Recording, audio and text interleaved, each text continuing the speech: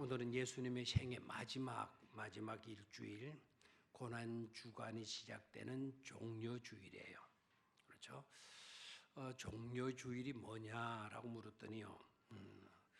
그 아주 신앙생활 오래 하시고 아직도 굉장히 그 지성이 충만한 분의 대답이 아주 그럴싸하게 대답을 하시더라고요. 종려주일이란 예수님이 마지막 여행을 하신 주일이다 이렇게 했어요. 마지막 종자에다가 여행 여자 해가지고 마지막 여행을 한 주일이다. 아무런 반응이 없네요. 여러분들이 다 그렇게 수긍을 하시는 것 같습니다.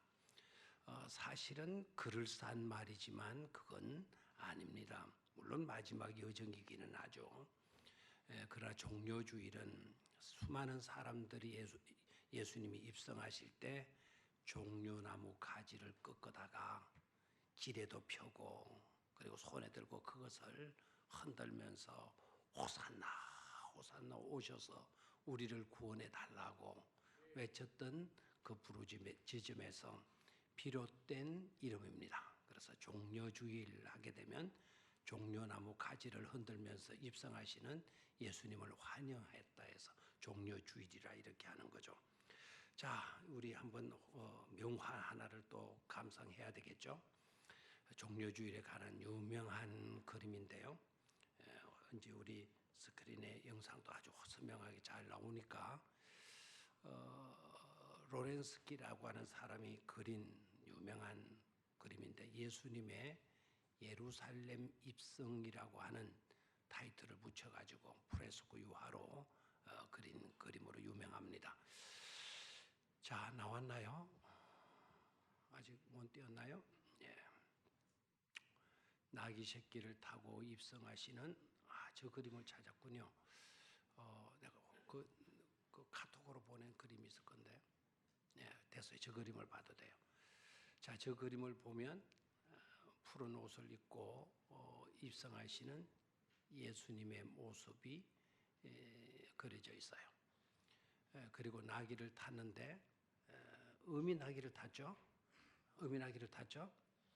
나귀 새끼는 옆에 있고 어미 나귀를 타고 입성을 하셔요. 어떤 사람이 겉옷을 벗어가지고 나귀 발 밑에다가 깔아주고 있죠.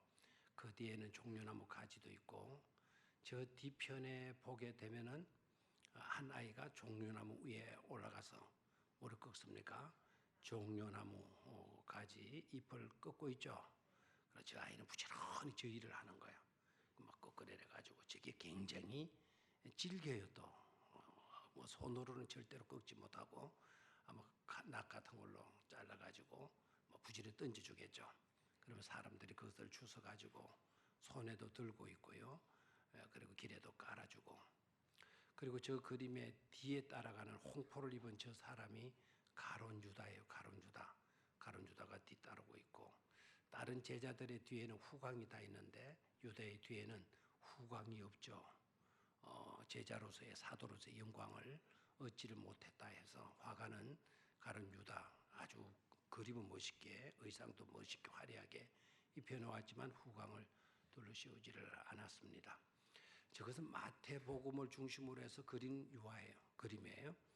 제가 카톡으로 보낸 그림은 나귀 새끼를 타고 입성하시는 모습인데 그게 조금 더 코믹해서 그걸로 띄워주기를 바랐었는데 그 그림은 앞에도 한 아이가 막 나무 종려나무 위에 올라가서 저 바로 저 그림에 저 좀 더 재미있죠. 그리고 저 나귀는 새끼라는 것을 당장 알 수가 있습니다.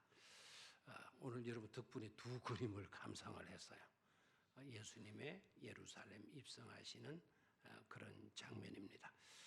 아주 저 그림은 저 장면을 그림으로 여러분 보시고 있지만 그냥 스쳐 지나가서는 안 되는 너무나도 중요한 예수님의 행렬입니다. 예루살렘 입성하신 저 사건 한번 그냥 딱 이례적인 사건으로 지나가시지만은요, 저 사건은 그냥 스쳐 지나가도 되는 그런 행렬이 아니라 절대로 스쳐 지나서는 안 되는 역사적인 날이라는 것을 우리는 생각하지 않으면 안 돼요. 이따금씩 예루살렘 성문으로 출입하는 행렬들이 있었어요. 이따금씩 그 행렬들은 군대를 앞세웠고요, 그리고 군악대를 앞세웠고, 그리고 코끼리도, 그리고 낙타도, 그리고 말도, 그런 것을 탄 기병들이 막 줄을 지어서 들어가고, 또 그 뒤에는 걸어서 투구를 쓰고 갑옷을 입은 군인들이 쪼덕쪼덕 발을 맞추어서 들어가기도 하고, 그 행렬은 바로 빌라도 총독의 행렬이에요. 그러니까 로마 권세를 등에 업고 이스라엘 전체를 총괄해서 다스리는 빌라도 총독의 행렬이 이따금씩 예루살렘 성을 들어가고 나가고 했단 말입니다. 저런 행렬하고 예수님의 행렬하고는 비교도 될 수 없죠. 빌라도의 행렬은 우아하고, 그렇죠? 아주 우아하고 화려하고 또 위험 있고 한 행렬이라고 한다면, 예수님의 행렬은 보시다시피 너무나 초라해요. 나귀 새끼를 타시고 12 제자들이 뒤를 따르고, 고작 시민들이 나와서 환영한다라는 게 종려나무 가지, 자기네들 누추한 겉옷을 깔아가지고 이렇게 드리는 그런 행렬이기 때문에 겉으로 보게 되면 비교도 할 수 없는 사뭇 초라한 그와 같은 행렬이 아닐 수가 없습니다. 그런데 예수님의 행렬은요, 우리의 인생을 바꿔놓는 행렬이었다라는 거예요. 그리고 역사의 판도를 바꿔놓는 그와 같은 행렬이었던 거죠. 여러분, 1880년대에 여러분들이 그렇게 좋아했었을 영화가 제작이 되는데요. 물론 후에 영화는 제작이 돼요. 1880년대에 월리스라고 하는, 루 월리스라고 하는 분이 소설을 하나 쓰게 돼요. 그 소설의 제목이 뭔가 하니까 벤호라고 하는 소설이에요. 원래의 제목은 Banner and the Story of Christ, 베너와 그리스도의 이야기라고 하는 제목으로 책을 썼었는데, 후대에 그것을 영화로 만들어서 전 세계 사람들을 감동시키지 않았습니까? 특히 예수 그리스도를 믿는 저와 여러분들은요, 그 영화를 한 번 보기라는 건 너무 아쉬워요. 저도 아마 2-3번 봤던 것 같고, 그리고 영화관에서도 그만큼 봤고, 또 집에서도 그 방송될 때마다 빠지지 않고 그 봤던 기억이 나요. 보면 볼수록 감동이 되는 그런 영화죠. 그 작품을 쓴 월리스라고 하는 이 사람은요, 1880년도 우리 교회가 설립되기 전 15년 전에 우리가 1895년이니까 124년이고 15년보다 먼저니까 지금보다 한 139년 전에 베너라고 하는 작품이 그때 써진 것이었죠. 예수님의 이야기와 유다 베너라고 하는 가상의 주인공이죠. 가상의 젊은 유대인 기족의 이야기를 통해서 서로 그 가운데 얽히는 이야기를 책으로 썼고, 그리고 그것을 영화화했습니다.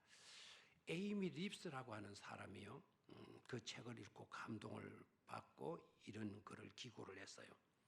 베너가 수많은 독자들, 베너가 수많은 관객들을 그리스도의 순환의 장면으로 이끌었던 것처럼 루 월리스를 예수 그리스도를 믿는 믿음으로 또한 이끌었다. 자기가 그 책을 써놓고는 그 책 주인공 베너를 통해서 책 저자 자신이 예수 그리스도를 믿는 믿음으로 나아가게 되었다라는 유명한 말을 했어요. 그리고 윌리스라고 하는 이 사람이 이런 말을 합니다. 자기 자신이 이런 말을 해요. 나는 그 나사렛 예수 사람을 봤습니다. 그리고 그 누구도 하지 못한 것을 해내는 그를 봤습니다 라는 말을 해요. 그 누구도 하지 못한 것을 해내는 그를 봤습니다. 여러분 아시죠? 윌리스라는 사람은 원래 예수 믿는 사람이 아니었는데 기독교를 말살시키기 위해서 예수는 거짓 인물이다라고 하는 것을 입증하기 위해서 책을 쓰려고 했어요. 그리고 그런 영화를 만들려고 했어요. 그러다가 그 책을 쓰다가 어떻게 됐죠? 예수 그리스도를 자신도 모르게 믿게 되어졌어요. 그래서 나는 보았다. 나사렛 그 사람을 나는 보았다. 그리고 나사렛 그 사람은, 그분은 누구도 하지 못한 것을 해내는 바로 그 사람을 나는 봤습니다라는 고백을 했죠. 배너라고 하는 영화를 만들고 난 뒤에도 그런 이런 고백을 했잖아요. 시사회에서 그 영화를 딱 보고 영화를 제작한 자기가 감동을 받고 이런 말을 했다 그래요. 하나님이시여, 과연 저 영화를 제가 만들었나요? 저 같은 것이 어떻게 저런 영화를 만들었나요? 저 영화는 바로 신이신 당신께서 만드신 것입니다 라는 말로 했는 것으로도 유명하죠. 그렇습니다. 예수 그리스도는 우리의 삶을 바꿔놓습니다. 예수 그리스도의 고난의 이 행진은 역사의 판도를 바꿔놓는 그런 행진이었죠. 그래서 절대로 우리는 예루살렘 입성하신 예수님의 그 행렬을 그냥 아무렇게나 바라보고 그냥 근성으로 듣고 지나쳐서는 안 될 줄로 믿습니다. 잘못된 역사를 바로잡아주는 너무나도 중요한, 죽음으로 치닫던 모든 역사를 영원한 생명으로 나아갈 수 있도록 만들어준 행진이 바로 예루살렘 입성 사건이었다라는 겁니다. 오늘 말씀의 제목을 다시 보는 종려주일 나귀 새끼를 탄 어린 양이라는 제목을 잡고 말씀을 드릴 건데요. 다시 보는 종려주일, 이때까지 우리가 종려주일을 보았고 듣고 지켜왔어요. 오늘은 좀 새로운 각도에서 보고 싶은데요. 특별히 새로운 각도로 종려주일 이 사건, 예루살렘 입성 사건을 들여다보니까 놀라운 사실을 발견하게 되었어요. 예수님의 행진 그 자체는 바보들의 행진이었다라는 거예요. 어떤 사람들의 행진? 바보들의 행진. 저도 이렇게 붙여놓고 이거 이래도 되나 하는 생각도 많이 들었어요. 그런데 맞는 이야기였어요. 바보들의 행진. 그렇지만 그 바보들이요 역사의 판도를 바꿔 놓았다라는 겁니다. 여러분의 생각은 어떻습니까? 여기에 두 길이 있다고 합시다. 이쪽 길은요 안전합니다. 그리고 인기가 따르는 길입니다. 이 길로 나가면 출세할 게 뻔합니다. 남들도 부러워하는 그런 길입니다. 그리고 완전히 보장되고 있습니다. 수많은 사람들이 가고 싶어하는 그런 길입니다.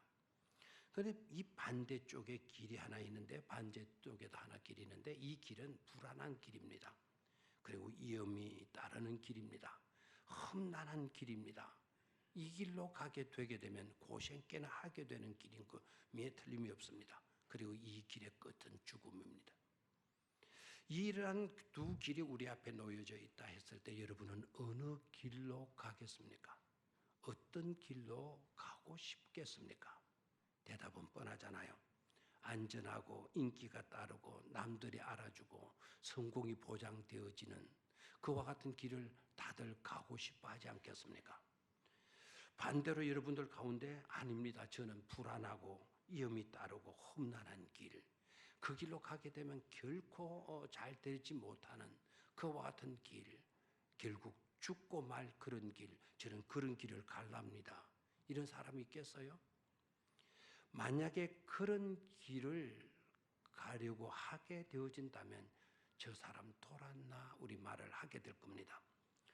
안전하고 사람들이 알아주고 인기의 길을 걸어갈 수 있는데도 불구하고 그런 길을 걷지 아니하고 정반대의 길, 고난과 처절한 죽음을 죽게 될 것을 뻔히 알면서도 뚜벅뚜벅 그런 길을 자처해서 가는 사람이 있다고 한다면 그건 뭐겠습니까?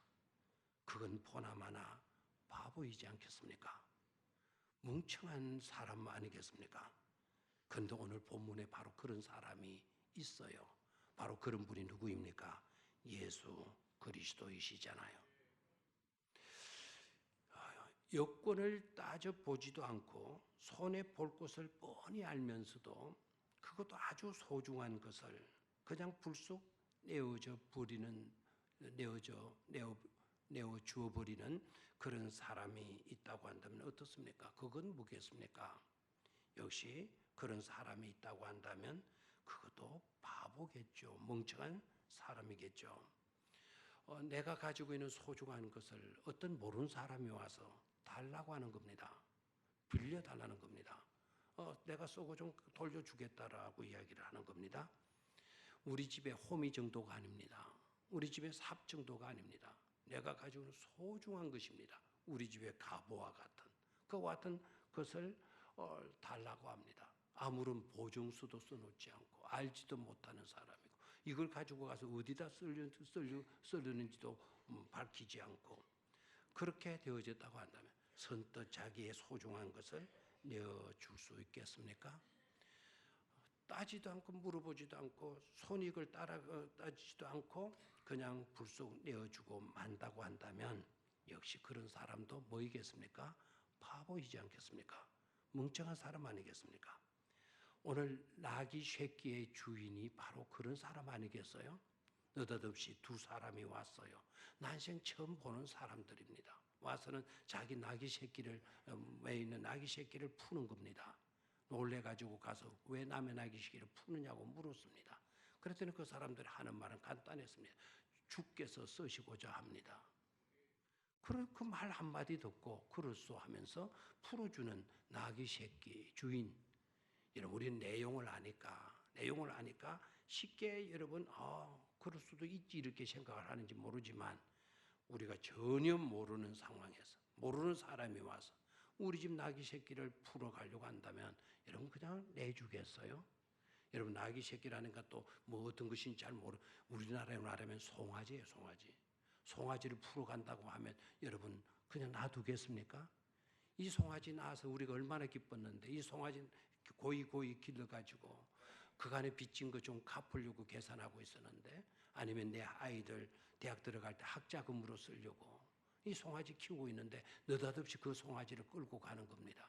가만히 있겠습니까? 가져가도록 놔두겠습니까? 놔둔다면 그건 뭐죠? 그건 바보가 아니겠어요? 바로 그런 사람이 나귀 새끼 주인이고 있더라는 거예요. 그다음 세 번째 인물도 볼 수 있어야 돼요. 그것이 타당한지 아닌지, 경우에 맞는 것인지 아닌지 생각해 보지도 않고 시킨다고 무조건 따르는 그런 행위를 하는 그런 사람은 또 뭡니까? 역시 그런 사람도 경솔한 사람, 멍청한 사람, 바보라고 말하지 않겠습니까? 어떤 여러분들의 집에 아버지가 여러분들을 불러가지고 아이를 불러가지고 야 저쪽에 가서 그 실리콘인가 필리폰인가 그 마약을 좀 사오너라. 그러면은 여러분 예 아버지 알겠습니다. 가서 그 마약 그 실리콘 아닌데 하여튼 그걸 사 오겠습니까? 사다 줘도 됩니까? 좀 엉뚱한 명령이라고 한다면 해서는 안 되지 않습니까? 그 마약을 어떻게 사다 줘요? 우리 주님께서 제자들에게 둘이에게 부탁을 해요. 너 맞은편으로 가라. 빼박아야 하는 말이 있을 건데 거기 하면 한 집에 나귀가 매 있는 걸 보게 될 거다. 그 나귀를 세 개를 풀어가지고 네 개로 끌고 오너라. 만약에 주인이 나타나가지고 누가 쓰겠다 묻고들랑 그냥 내가 쓴다 그래. 이렇게 시키는 겁니다. 여러분 남의 집에 가서 심부름으로 해서 그렇게 해도 되는 겁니까? 남의 새끼를 풀어오다가 어떻게 되겠어요? 절도죄로 주거침입죄로 걸리는 것 아니겠습니까? 적어도 제자들이 주님 그것은 안 되죠. 남의 새끼를 이렇게 끌고 온다라는 있을 수가 없죠. 이거 걸리는 겁니다. 이거 그래서는 안 되는 겁니다. 이렇게 말해야 되지 않겠어요? 타당한지 아닌지 경우가 맞는지 아닌지를 확인해 보고 그 심부름을 해야 되지 않겠습니까? 그런데 제자들 시킨다고 해서 무조건 가고 무조건 가서 그렇게 합니다. 이거 바보나 다를 바가 없죠. 더더구나요. 요즘 같은 세상에서 만약에 이런 일이 있었다. 그러면은 그 누가 그런 행동을 인정을 해 주겠고 용납해 주겠습니까? 그런데도 누군가가 고집하면서 자꾸 그렇게 하라고 한다면 여러분 하겠습니까? 요새 아이들한테 그런 심부름 시켜봐요. 그 심부름 하게 되면 시키면 하겠습니까? 왜 그래야 하느냐고. 왜 내가 해야 되느냐고. 지난 성서대학 때도 청지기 때인가 제가 말씀을 드린 기억이 나는데요. 옛날에 제가 어렸을 때 학교 다닐 초등학교 다닐 때 제가 좀 똑똑하고 예쁘고 그러는 모양이에요. 우리 담임 선생님이 저더러 그 담배를 사오라 그랬어요. 그러니까 우리 고향은 추워요 굉장히. 담배를 사오라 그러면 한 5리 정도 가야 돼요. 그 담배 점포까지. 근데 담배를 사오라 그래요.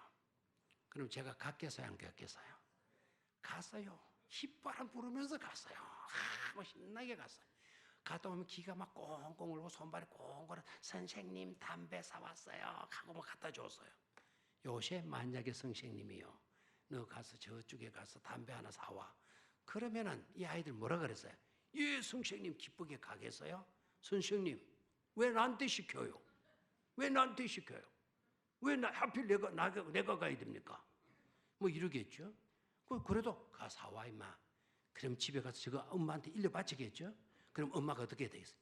당장 달려와서 어떻게 선생님이 말이야 이런 것을 시키냐고 하필 내한테 시키냐 난리들 하겠죠. 요 사이는 그런 것은 상상할 수도 없어요. 심지어 고발하려고 나올 것입니다. 이 시대가 그래요. 아마 여러분들도 저도 다 그러지 않았겠습니까? 그런 적어도 바보는 되지 않으려고 하지 않겠습니까? 그런데 문제는요, 있어요. 그렇게 따지고 그렇게 대들고 불만하고 내 권리를 찾고 내 개인 이권을 찾고 했는데도 불구하고 좋아졌느냐 이거예요. 저는 가만히 생각해 보니까요. 지금 성신님이 나한테 담배 사오라면 절대로 안 할 거예요. 따지고 대들 거예요. 그런데 따지고 대든 내가 행복하고 있을까? 지금 현재 내가 행복할까? 아니면 옛날에 그 기가 시려가지고 발이 시려 손이 동동 얼어가면서 올길 그 겨울에 달려가서 담배를 사다 드리는 내가 행복했을까? 생각해 보면요, 지금 행복한 게 아니라 오히려 그때가 더 행복했던 것 같아요. 우리가 분명히 이렇게 우리의 주권을 찾고 우리의 의견을 찾고 똑똑한 계산을 납시하고 이렇게 하게 되면 분명히 세상이 좋아져야 될 것 같은데 실상은 그렇지 않고 있다는 사실이에요. 오히려 그렇게 하다 보니까 삭막하지 않아요? 너무나도 삭막해요. 오붓한 그런 정들은 없어요. 따뜻한 가슴들은 보이지를 않는 것 같습니다. 모두가 계산적입니다. 그리고 합리적입니다. 합리적인 사고를 하는 똑똑한 사람들도 많고 다들 많은 정보를 가지고 있고 계산도 밝게 잘 하는데 왜 세상은 이렇게밖에 되지 않고 있는 것인가? 이게 이상한 것입니다. 그런데 오늘 본문 속으로 들어가 봐요. 앞에서도 우리가 보았다시피 바보들의 행진, 그 바보들의 행진은 오히려 다르지 않았습니까? 역사의 판도를 바꾸어 놓고요, 한 개개인의 인생을 바꾸어 놓는 그런 것이었잖아요. 바보 예수가 죽음으로 치닫던 역사의 판도를 바꾸어 놓았죠. 모든 인류가 죄 가운데 빠져서 지옥으로 떨어져가는 그와 같은 현실적인 문제를 완전히 구원으로 바꾸어 놓았지 않았습니까? 그리고 예수님은 그 일을 오히려 그렇게 바보가 되어진 것을 보람으로 느끼시지 않으셨습니까? 여러분, 예수님께서 십자가에 달리셔서 이런 처절한 절규를 하시죠. 엘로이 엘로이 라마 사박다니, 나의 아버지여 나의 아버지여 어찌하여 나를 버리시나이까. 막 그건 절규이고 탄식이라고 우리가 이때까지 알아왔어요. 그런데 어느 유명한 신학자는 이것은 예수의 절규가 아니라 예수님의 감격에 어린 선포이다라고 번역을 했어요. 예수님이 이렇게 했다는 거죠. 나의 하나님 나의 하나님, 하나밖에 없는 나를 버리시기까지 하시면서, 이렇게 피 흘려 죽기까지 하시면서 저 죽어가는 죄인들, 저 죽어가는 인생들을 구원하시는 당신의 사랑, 당신의 섭리, 당신은 정말 위대하신 분이십니다 라고 하는 절규였다라는 거예요. 자신은 비록 처절하게 죽어가고 있지만, 너무나도 바보 같은 길을 걸은 것처럼 보이지만, 그러나 예수님은 구원받은 우리들을 보고 오히려 행복에 겨워하신다 이 말입니다. 바보 제자들도 어때요? 바보 제자들도, 바보 나귀 주인도 마찬가지죠.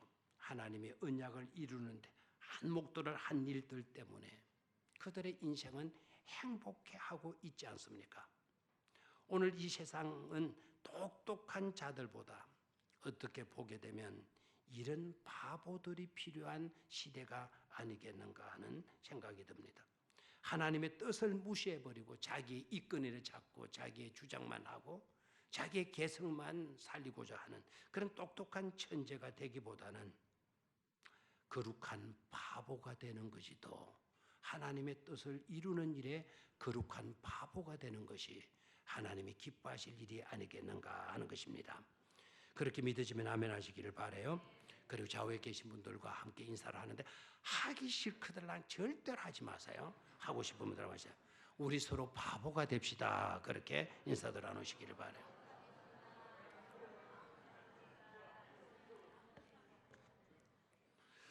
두 번째 다시 보는 종려주일 두 번째는요, 쓰임받는 행복입니다. 쓰임받는 행복. 이 쓰임을 받는다라는 것이 얼마나 행복한 거냐, 이 행복만큼 비교될 수 있는 것도 없다라는 거예요. 여러분, 아무리 좋은 것도, 아무리 좋은 것일지라도 가만히 두고 있는 것보다 활용하고 쓰는 것이 더 낫는다는 것을 아시고 계시죠? 그렇죠? 아무리 좋은 것일지라도 소중하니까 가만히 모셔두는 것으로 생각하면 착각이에요. 아무리 좋은 것일지라도 모셔두지 말고 내어다 써야 그게 잘하는 일이라는 것을 깨달아야 돼요. 우리 교회 한 10여 년 전에요, 우리 교회 그때 차들이 그렇게 흔하진 않았어요.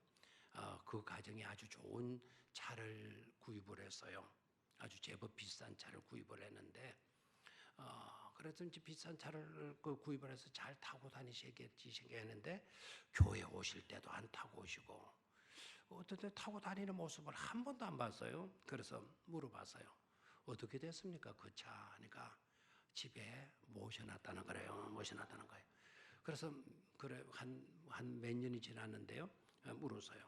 지금 몇 킬로 탔습니까? 그러니까 80km 탔다라는 거예요. 한 7년이 지났는데 80km. 그럼 탄 겁니까? 안 탄 겁니까?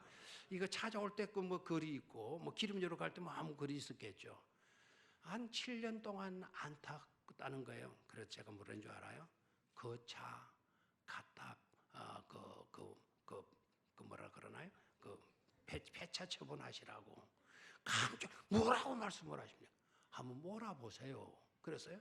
몰아봤어요. 그러니까 앵글 전화 와가지고, 목사님 차가 안 나가요. 안 나가요. 왜 안 나가요?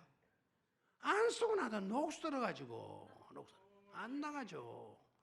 여러분, 좋은 차라고 하더라도 소중한 것이라도 써줘야 그 차도 좋아하는 거예요. 좋은 차라고 가만히 모셔놓게 되게 되면 언젠가는 그 차는 녹슬고 부식될 수밖에 없죠.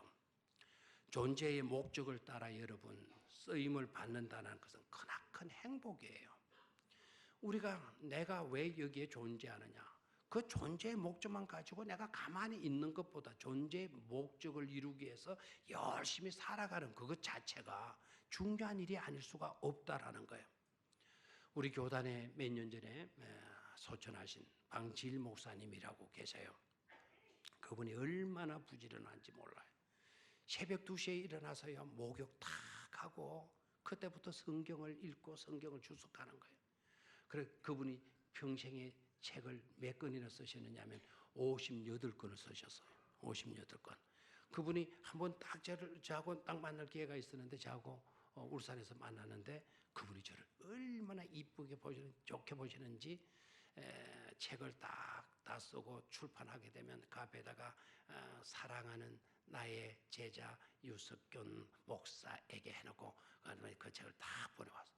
제가 그 책을 받은 걸 보니까 28건이에요. 28건. 그럼 앞에 나머지 반은 왜 못 받았냐?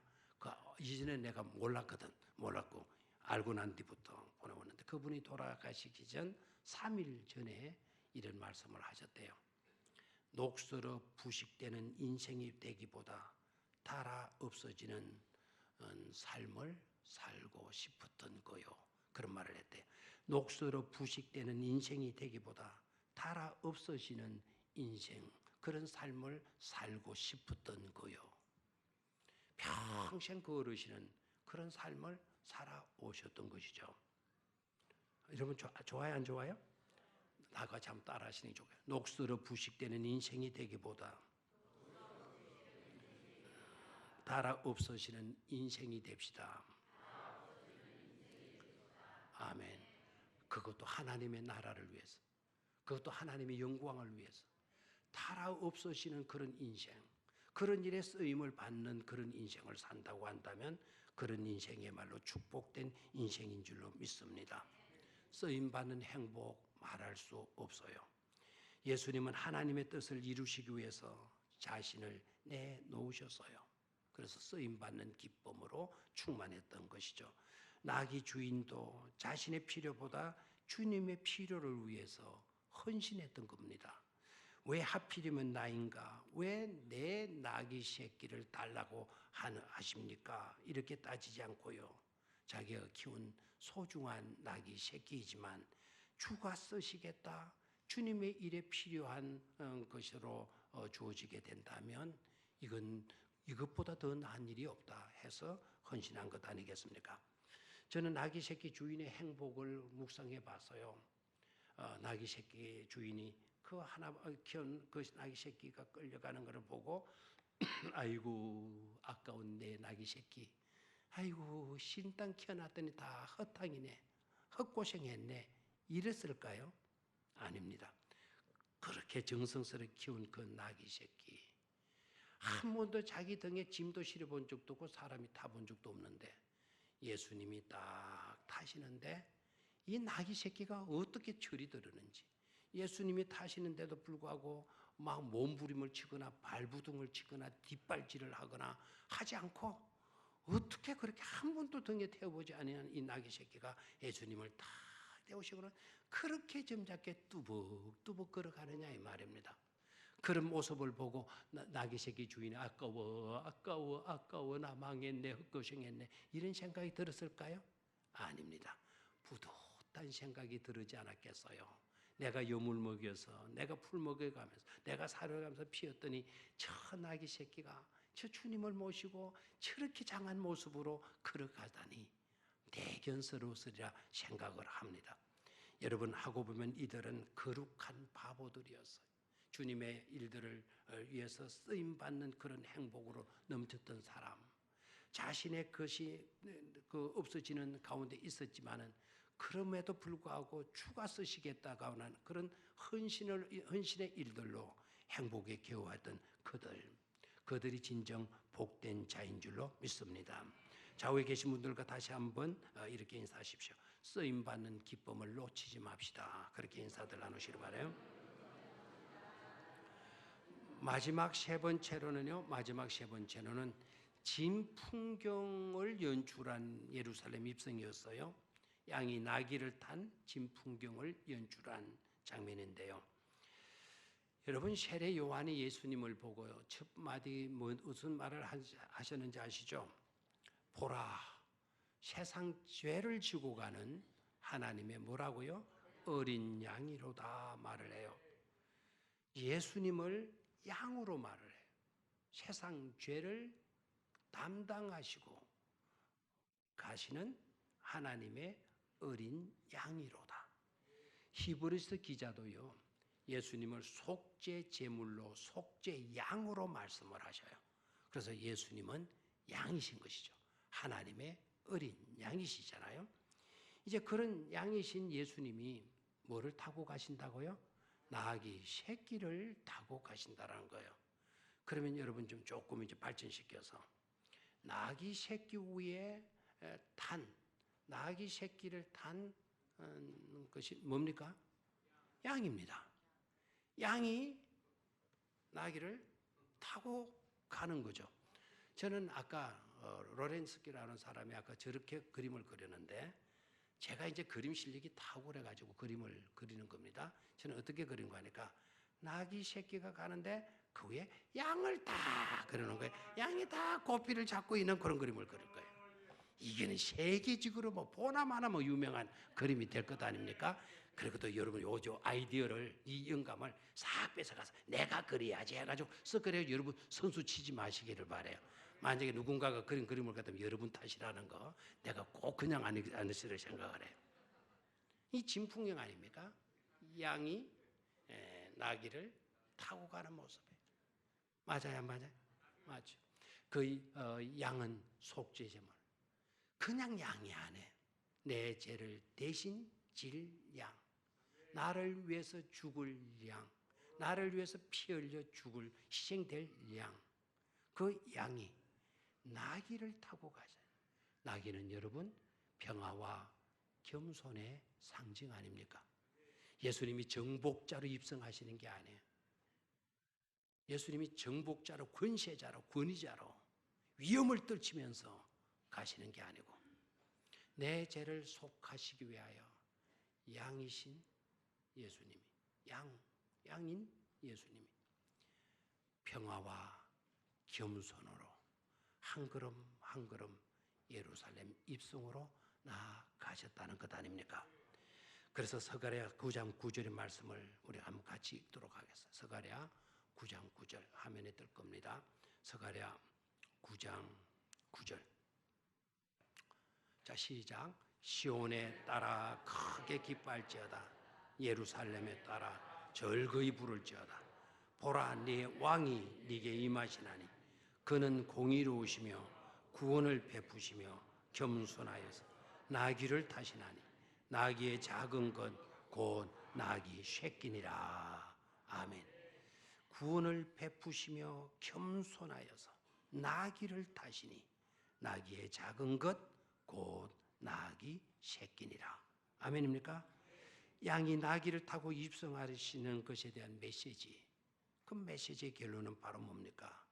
우리도 겸손히 주의 길을 걸으라는 메시지 아니겠습니까? 우리도 그 길을 믿음으로 걸어가는 복된 축복된 성도들이 다 되시기를 주의 이름으로 축원합니다. 오늘의 다짐으로 갑니다. 오늘의 다짐 같이 다짐하면서 읽겠습니다. 시작. 오늘도 우리 모두를 복 주실 거룩하신 하나님 앞에 있게 하셔서 감사드립니다. 우리도 이 성전에 나와 있게 하심으로 나귀를 타시고 입성하시는 구주 예수를 맞이하게 하심을 감사드립니다. 그리고 다짐합니다. 우리도 나귀네 주인처럼 주께서 쓰시겠다 하실 때 하필이면 나인가 하지 않고 오늘을 살아가는 사람들처럼 따지거나 계산하지 않고 소중한 것이라도 내어 드리겠습니다. 그리고 내가 가진 것들이 주님의 손에 들려져 주님께로부터 쓰임받는 모습을 보는 행복을 놓치지 않겠습니다. 억지 같은 짓이라고 해도 순종함으로써 말씀대로 이루어지는 것을 체험하는 거룩한 바보들이 되겠습니다. 무엇보다도 만왕의 왕이면서도 그 모든 유리한 조건들을 다 내려놓으시고 겸손히 자신을 낮추시고 하나님의 뜻을 이루어 드리시는 주님의 모습을 배워가겠습니다. 호산나 주의 이름으로 오시는 이여 간구하오니 우리를 구하소서. 아멘.